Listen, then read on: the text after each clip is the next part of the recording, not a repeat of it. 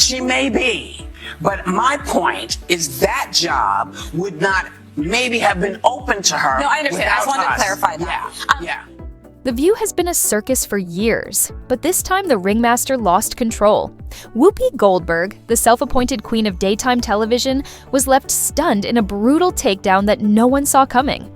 Karoline Leavitt walked onto that stage ready for battle, and what followed was nothing short of legendary.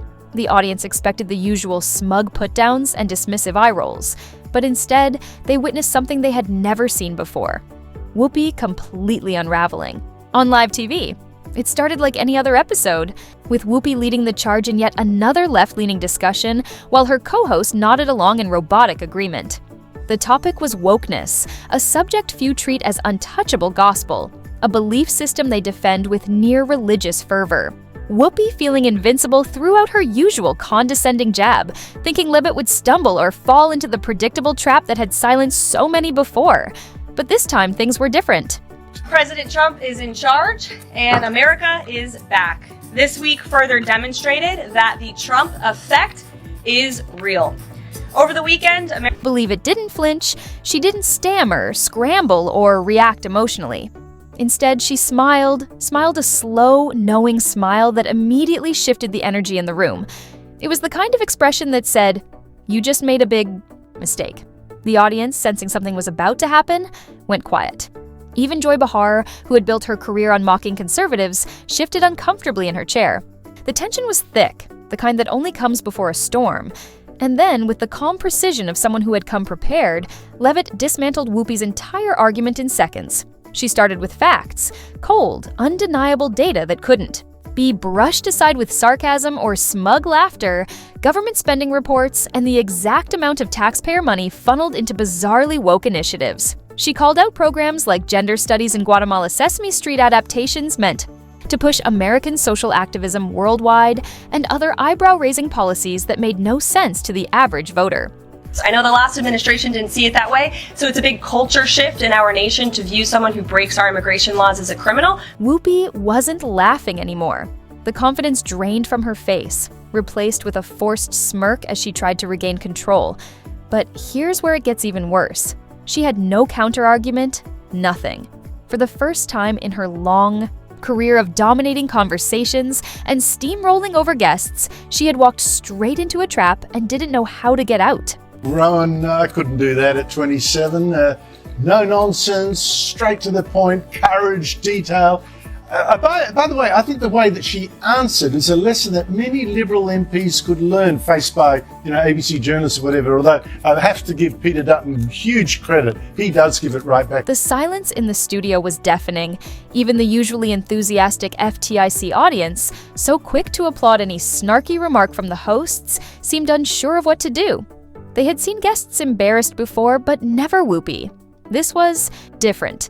This was a moment no one had anticipated, and then in a last-ditch effort to recover, Whoopi opened her mouth, trying to find something, anything, to salvage her authority.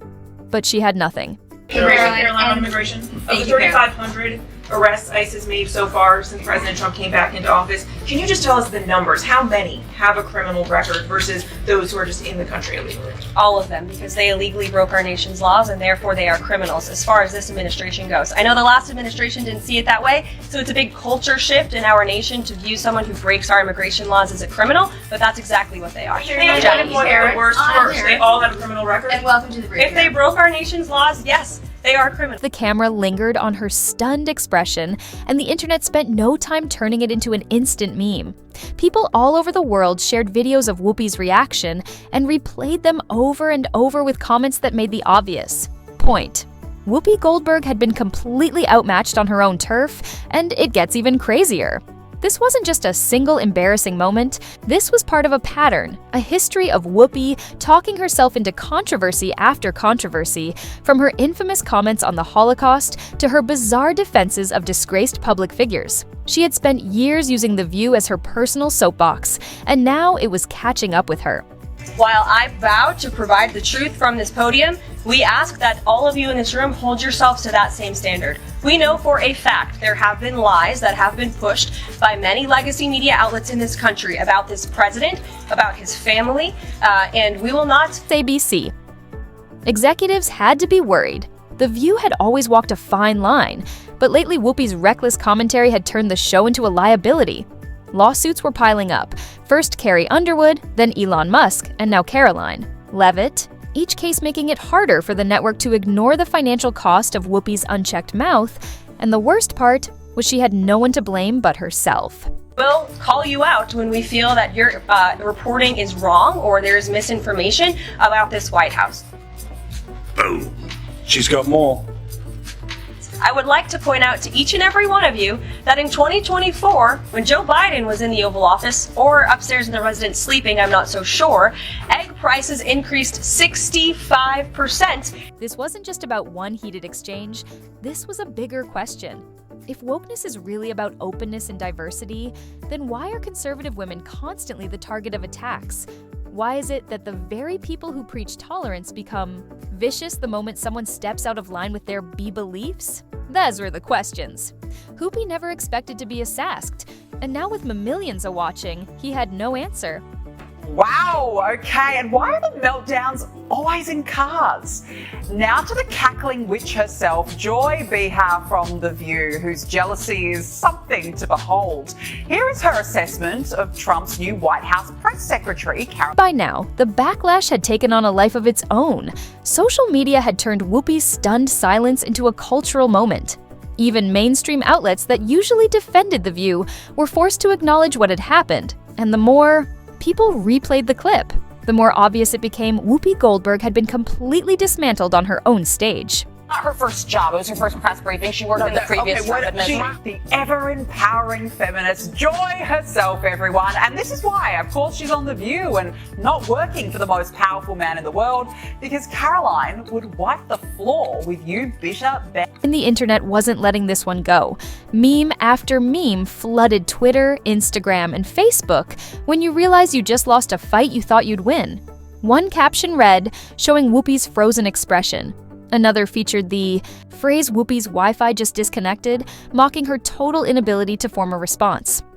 Now to the chief loon herself. Come on, it wouldn't be a lefties losing it without MSNBC's Joy Reid and the fear this woman must have. Here she is comparing Donald Trump's administration to that of Adolf Hitler again. Similarities to what happened in Germany and what's happening now in America are just undeniable. History may not repeat verbatim.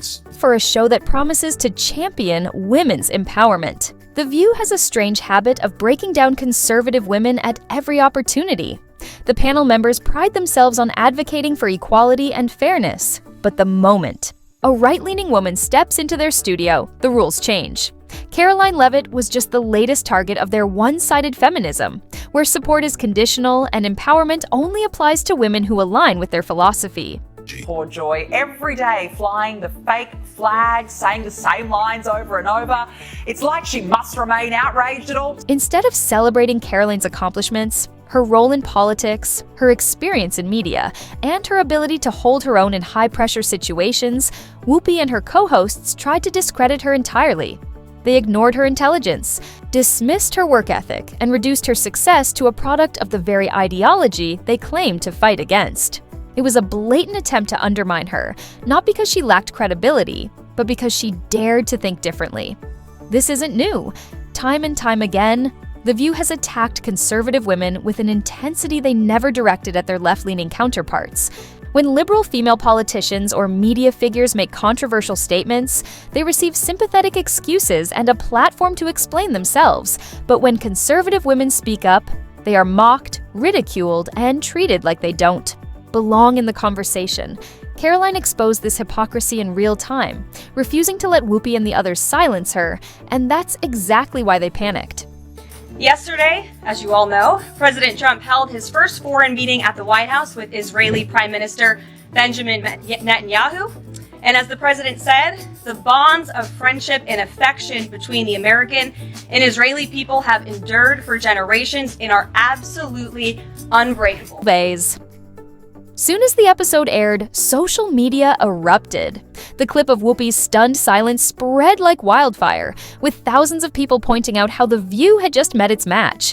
Memes, reaction videos, and endless commentary flooded every platform. People weren't just laughing at Whoopi's failed attempt to control the conversation. They were celebrating the fact that someone had finally held her accountable. This is an out-of-the-box idea. That's who President Trump is. That's why the American people elected him. And his goal is lasting peace in the Middle East for all people in the region.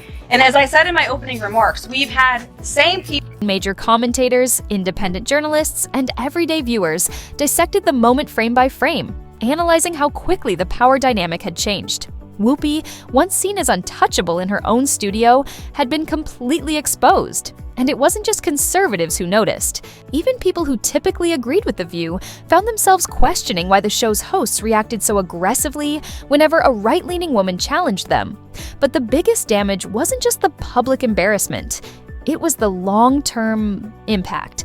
This moment proved that The View is not invincible. Their tactics of bullying, dismissing, and shutting down opposition don't work when they are faced with someone who refuses to back down. And the internet made sure that everyone saw. Explain something to you, because without that wokeness, you might not have that job. Yeah. Because women were not invited to that table. Women were not invited to many tables in this nation. The reason we fought and busted our behinds to make sure that you didn't have to worry about this. And now to hear you talk about it and to hear anybody talk about the wokeness was put in place for a reason. And here's the reason this is happening. Americans are tired of being talked down to, tired of being told what to think, and tired of media elites assuming they know what's best. This moment was bigger than just one argument. It was a snapshot of a culture shift that had been brewing for years. Whoopi had always worked under the assumption that she was untouchable, that she could mock, dismiss, and bulldoze her way through any conversation. But this time, she miscalculated. She met someone who didn't back down, and now the entire country had seen it. So what happens? All of those things.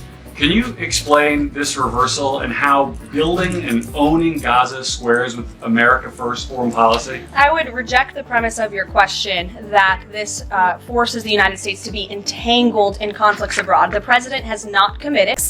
The View will try to move on pretending like nothing happened, hoping the controversy blows over, but the internet doesn't forget. And neither do the millions of Americans who watched Whoopi Goldberg's empire crumble in real time. The question isn't whether she'll recover. The question is whether people will ever take her seriously again. And if you think this was wild, just wait until you see what's coming next. Like, subscribe and stay tuned because this is far from over.